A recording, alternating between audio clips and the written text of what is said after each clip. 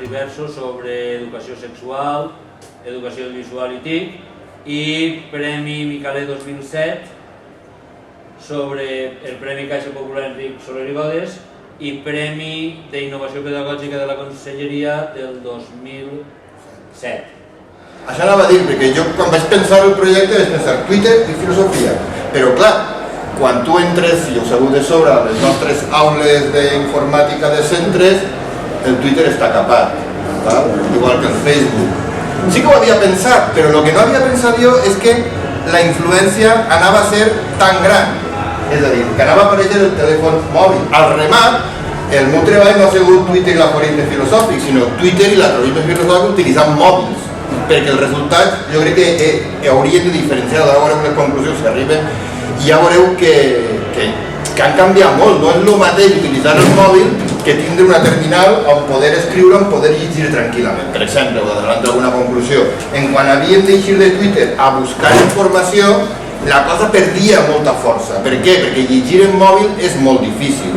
O quan el que demanaven era escriure alguna més que un tuit, doncs evidentment també això es trobava una dificultat. Doncs clar, el treball realment ha sigut quasi més com treballant en el mòbil en l'aula que quasi podíem dir que realment el Twitter és el millor per a treballar amb el mòbil, certament, perquè si intentes escriure molt en Facebook o el que siga, doncs el costa més. Anem a veure, jo vaig partir de premisses totalment diferents, en el sentit en què ells utilitzaven la seva identitat, i la pregunta és possible fer filosofia en Twitter? Bueno, sempre es diu que el mitjà determina el missatge, és a dir, el fet d'escriure en Twitter ens obliga a pensar reduït i el fet de llegir llibres ens obliga a pensar lineal.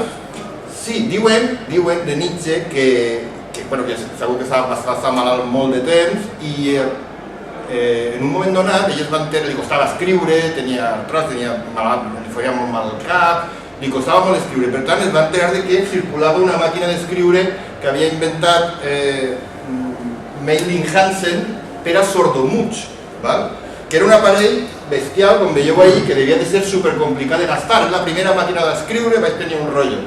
I se la va comprar i la va utilitzar. I a partir d'aquest moment li va canviar l'estil d'escriure. Escrivia aquell estil característic de Nietzsche, filosofar a martellades, podria ser producte de la Meiling Hansen i no tant de Nietzsche, no? Per què? Perquè evidentment a ell li costava més escriure, l'estil es va sincopar, que l'aforisme ja estava inventat. L'aforisme, dic així, en una de les il·lustracions que el va inventar Joan Fuster, pràcticament, no? Els seus aforismes encaixen perfectament en el Twitter, però és que Epicur ja feia sentències com les del Twitter. Per què? Pues perquè normalment el que volien era que se les aprengueren de memòria i devien de ser reduïdes i eren una cosa molt similar. Aleshores, què ha inventat aquí? De vegades sempre pensem, el mitjà determina el missatge i realment el contingut filosòfic previ no està motivant el sorgiment de determinats estils de diverses plataformes, no? El Twitter estava inventat quan el pensament aforístic ja existia, no? I a algú se li va ocurrir posar-lo a l'abast d'una manera tecnològica. El pensament de Twitter té unes característiques, és ràpid, és desordenat, és intuïtiu, és interactiu, és imaginatiu. Alguns diuen que és superficial, ho deixarem en interrogant. Què fem aleshores? Com abordem, això és una cosa que has plantejat tu?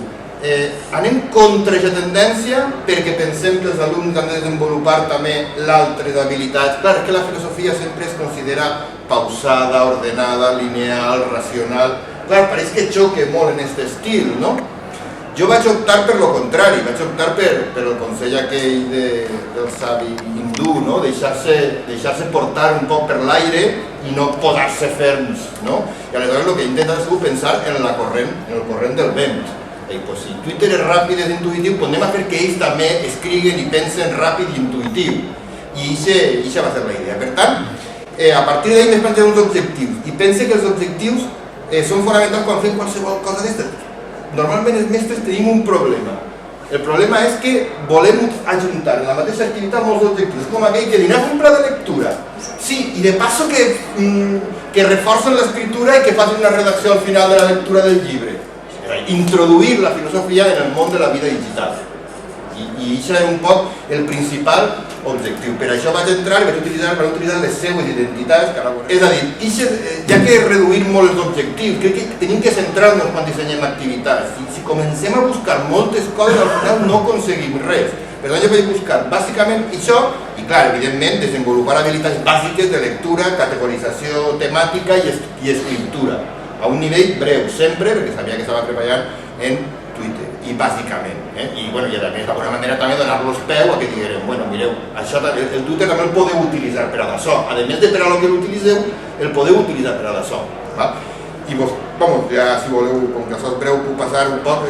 Quant a conclusions, efectivament, crec que això sí que es va aconseguir. Per què? Perquè ells després tuitejaven pel seu compte les coses que s'havien tuitejat en classe, perquè es va donar el cas de que alumnes que no havien vingut a classe tuitejaven des de casa la sessió, i perquè efectivament un mogolló d'amics seus es agafaven aquestes sentències que saben, ara en veureu algunes, que eren prou gracioses i que s'enganxaven. Per tant, en aquest sentit, sí que es van aconseguir aquests objectius. Les habilitats de lectura sí que s'han aconseguit. També és cert que no era el meu objectiu ser correcte lingüísticament, jo no buscava correcció lingüística i per tant les faltes d'ortografia eren molt abundants, però la meva intenció era, m'he donat compte que quan menys condicions els posava, més creativitat n'hi havia. Per tant, això diu els objectius. Si tu eres un professor de llengua i el que tu vols és això, pots posar les condicions perquè tu busques una correcció o busques... Ara, si el que busques és entrar dins o motivar o incentivar o tal, doncs possiblement tinguis que sacrificar l'objectiu de la correcció, que és el que jo he fet. Els continguts, doncs l'aforisme, vaig pensar, el que estava dient. Què poden tuitejar? Aforismes, és perfecte. Quins? Doncs vaig tirar mà un poc de lo que tenia. Epicur, Montaigne, Nietzsche i Fuster. I ahir vaig estructurar quatre classes, vaig pensar en un principi, una dedicada a cada un. El que vaig intentar fer va ser una cosa molt bàsica de la IOU, jo estic molt més avall que Àngel, i també vaig pensar, per exemple, aforismes d'aquest tipus, d'Epicur, tots els béns que es proporciona la saviesa, aquell que més fa referència és l'amistat, sobre temes també que es tocaren, l'amistat, la mort, el plaer, coses així prou properes. I què és el que em vaig plantejar fer? Doncs agafem un tuit i pensem, què es pot fer? Llegir, perfecte. Només això, llegir un aforisme més clàssic ja és una activitat que jo penso que és interessant. 2, repiular. Per què? Perquè repiular és triar. 3, enllaçar i buscar informació. Així no vols dir que la cosa topava en un límit. Ells, clar, entraven a la Viquipèdia i jo demanava, per favor, la Viquipèdia no, passeu un poc més, que està molt bé la Viquipèdia, però clar, és la mateixa. Però clar, així el mòbil començava a col·lapsar-se. Què més? Respondre, allà on tenien ja que escriure, reescriure, etiquetar, això és una activitat molt interessant. No sols etiquetar autors, sinó etiquetar conceptes. Curiosament, al final, és una activitat prou important. N'hi ha tuits que sí que parlen de la mort claríssimament, però n'hi havia altres, per exemple, de John Fuster, que quan l'etiquetaven estaven interpretant-lo. I es veia molt clarament que l'etiqueta no coincidia literalment, no? Havien fet un exercici. El següent pas era ja comentar i discutir entre ells, comentar i discutir entre ells, i ho van fer. Primer uno comentava un altre company li discutia, i al final ells es van establir una sèrie de diàlegs prou interessants.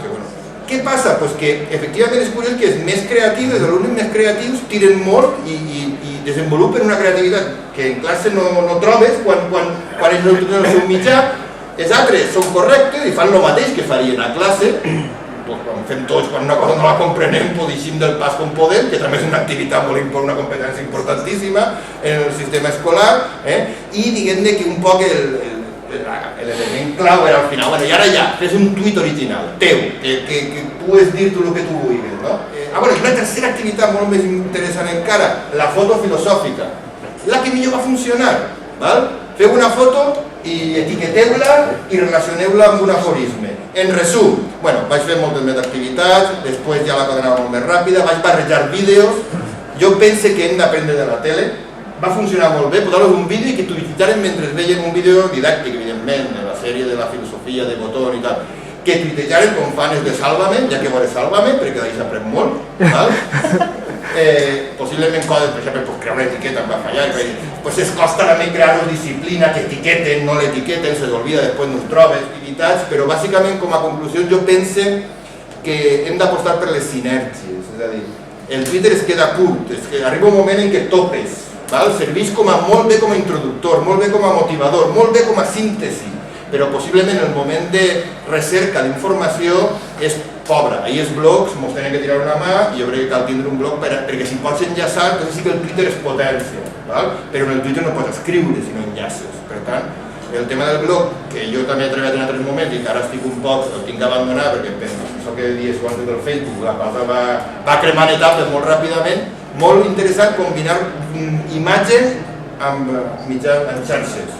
Es potència la creativitat d'una manera gran. I bueno, bàsicament, no sé, això és un poc el que... Vaig trobar al final del tope quan vaig intentar anar més enllà. És a dir, quan me'n vaig voler eixir dels meus objectius, que era un poc anar a veure com podien posar en marxa el que ells consideren pensament en Twitter. Vaig demanar que em posaren les webs, les identitats de Twitter que donen consells, sentències magnífiques, i me les van posar, però no vaig saber què fer. Què fas en això? Com ho poses en marxa? Això són els prejudicis de tota la vida, ni més ni menys, que tenim tots dins. Que la nostra missió és remoure-los, simplement, posar-los en moviment per a que una persona els analitzi. I ahir em vaig quedar, la pila s'ha quedat ahir, està pendent i la faré. Perquè crec que és una bona manera de començar, a partir de la filosofia vital digital que tenen ells, que està ahir en Twitter també, i a veure com això es posa en marxa per a que ells mateixos se la replantegen. I això és el repte més o menys actual.